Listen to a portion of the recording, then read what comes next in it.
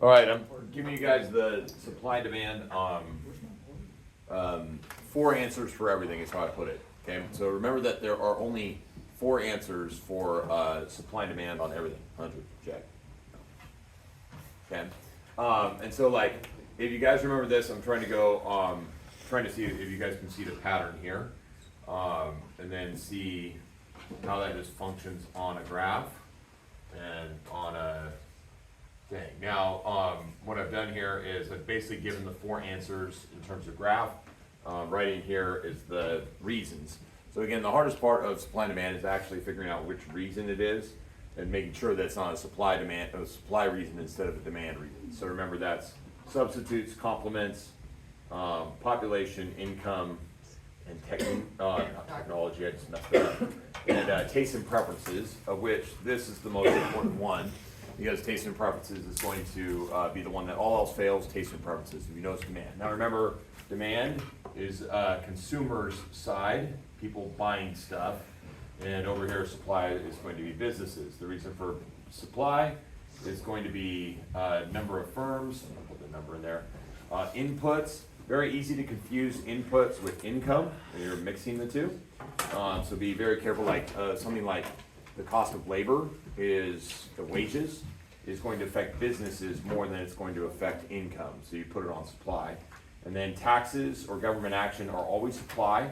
I know in real life it would work on demand, but if you want to do that, keep that on supply. And then technology or productivity, sort of idea. So if technology is there, you're going to engage it that way. Okay.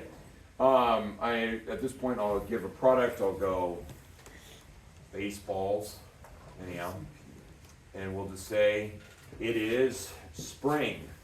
So what happens? We need a bunch of baseballs because we got to get all the little leagues going. So demand for baseballs increase. Okay, and that would just be simple tastes and preferences. What we see is demand increase, price increases, quantity increases. And so again, I say don't use the word up because what's happening is there's a shift to the right, okay? And notice that's aligned with increasing and will be true down here when we deal with supply. And so what you see there, that shift to the right, is going to mean that price increase and quantity increase, and hopefully you guys are getting better at, like, you started here, and this would be like, let's say 5 on a graph with numbers, then you've ended up here. This is going to be where 10 with numbers if it was there, but economics often uses these generic graphs. Now for baseballs, the scenario, let's say, is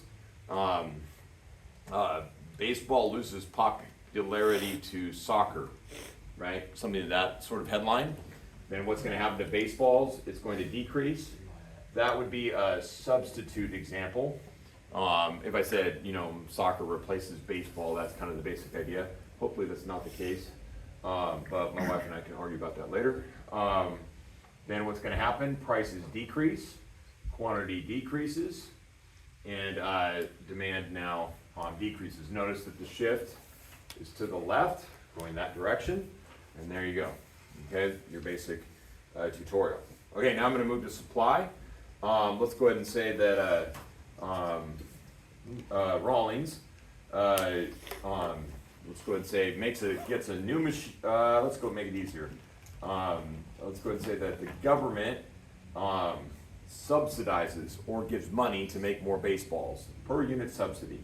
Okay, that would be a government actions or technology, and then the supply one there is here. One of the things to note, guys, note I'm starting with a no lettered supply curve, and then ending at a one numbered supply curve. You can do 1 and 2 if you want, that denotes it, but you want to make it very clear. My starting number has no notation, my new notation comes there. Now this is where it gets interesting. When you start here, or it changes, there's a relationship.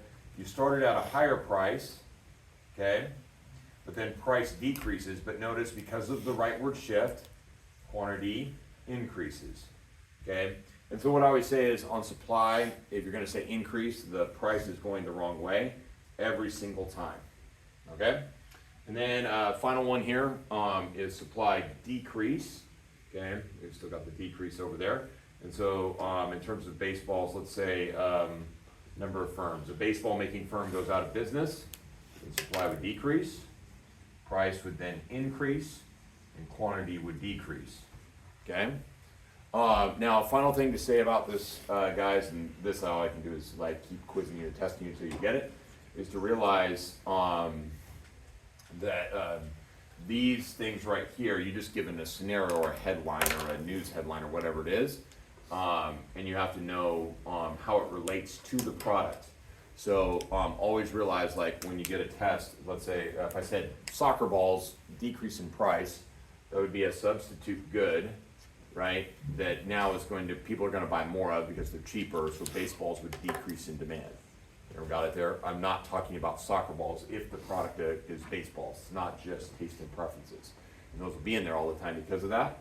And then the final thing I would say here, remember the wages belong with businesses, not with income. Income would be like the stock market goes up and all the Americans get more money.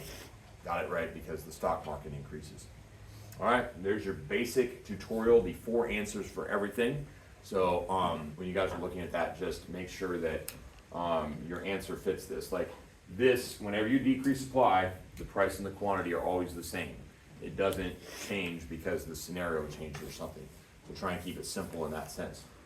Okay, that's all.